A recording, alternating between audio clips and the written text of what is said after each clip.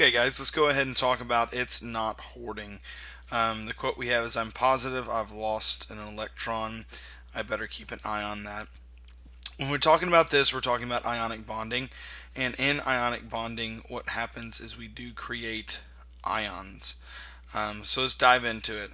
Now, our learning goals for this. Students will understand the nature of ionic bonds. So we need to know what an ionic bond is, what makes an ionic bond, and how to tell the difference between an ionic bond and covalent bonds and metallic bonds and things like that. Number two, students will move from name to chemical formula and vice versa for ionic compounds. So we want to be able to look at a name and be able to write the formula, and look at the formula and be able to write the name. So go back and forth on both of those.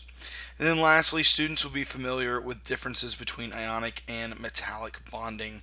So we'll briefly talk about metallic bonding in this, but we'll need to know the difference between those two. So, the first thing we need to revisit is the Octet Rule. Now, atoms are most stable with a filled orbital shell. And what this means, remember that in the electron configuration, when we have our s orbital and our p orbital, remember s can hold 2 electrons and p can hold 6. Okay, when the s and p are completely full, we have a total of 8 electrons. These 8 valence electrons, and remember what a valence electron is, it's an electron in the outermost energy level. But when we have these 8 valence electrons, the atom becomes stable. It becomes happy. It becomes, basically, you can think of it becoming more comfortable there. Okay, and that's where it prefers to be. Now, elements with atomic number that are less than 36 follow that octet rule. Okay, so everything below 36 or less than 36 will follow that octet rule. And then hydrogen and helium are the exceptions to that. Okay, so they're obviously, they have a lower atomic number than 36. They're 1 and 2, but they are stable with only 2 electrons. Okay, we call this the duet rule. And the reason why they're stable with 2 electrons is because in that first energy level, you only have an s. Okay, it's 1s. And so in that first energy level, when they have those 2 electrons, that energy level is completely full. So they're stable like that. And so since it's completely filled in that orbital shell, in that 1s, they're happy. They're the exception. They only have to have 2. That's our duet rule. Now, when we're looking at these, noble gases satisfy the octet rule, meaning everything wants to be like a noble gas. The reason why the noble gases are so stable is because they already have that octet.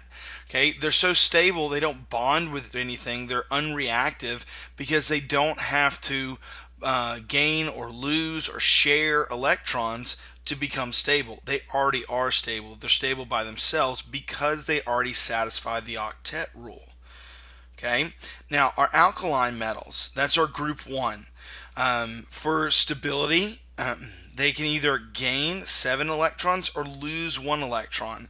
So obviously it's a lot easier to lose 1 electron.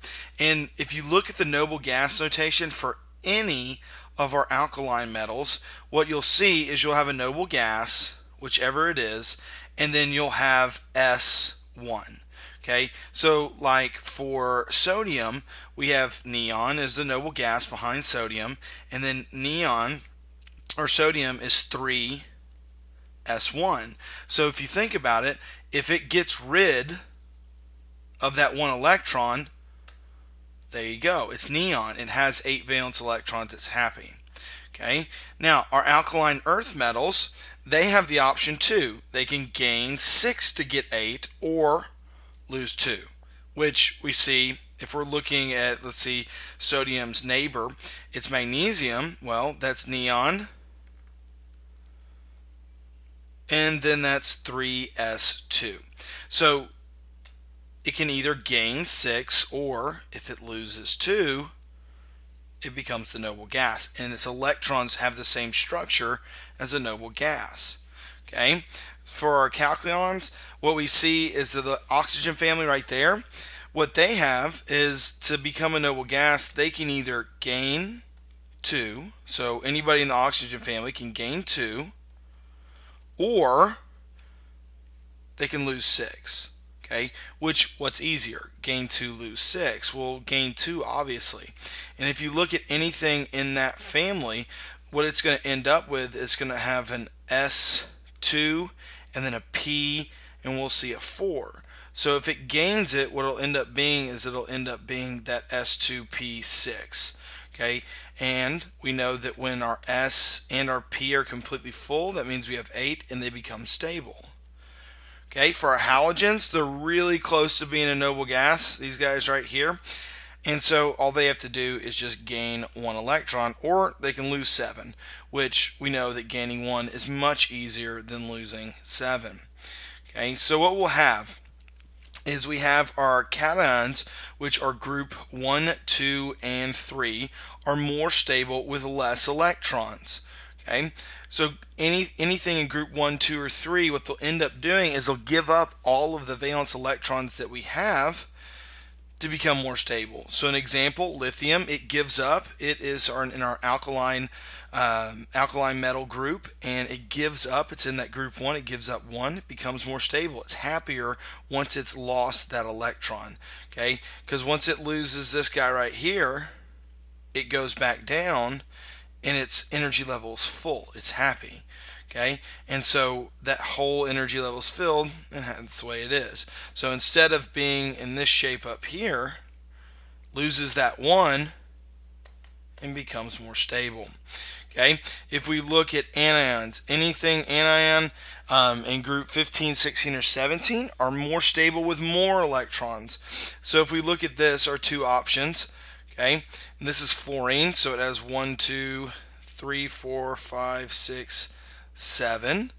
Okay, and it has 7, so it needs 1 more. So once it gets to 8, it becomes more stable because it's full. So let's look at an example. It says, how many valence electrons does a stable sulfur atom, anion, have to have? And so what we need to do, the first thing I want us to write down here is something that we call the hill of oxidation numbers, just so that we can have it. Okay, gets us kind of like a hill that looks like this. And what we get is we get group 1, group 2, group 13, group 14, group 15, group 16, and group 17. Okay, and our oxidation numbers, what we have right here, there we go, and our oxidation numbers are going to be what they normally do. Okay, well, anything in group 1, 2, or we call R13, those guys want to give those up. So this is plus 1, plus 2, plus 3.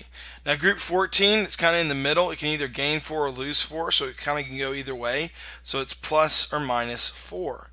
Now our group 15, they already have 5 valence electrons, so they only need 3 more. So minus 3, minus 2, and minus 1. And so when we look at this, what we'll see is we look on our periodic table, and let's scroll back up here to look at a periodic table, and we'll see that sulfur's right here. It's in group 16. So if we look at our hill of oxidation number, anything that's in group 16 is more stable once it loses 2 or gains 2 electrons. So what does it have to do to become more stable? That anion. So what we would draw it as is we have our sulfur, and then we have a 2 minus or a negative 2, either way you want to write it, and that would be our charge for it. That's the anion that makes it the most stable.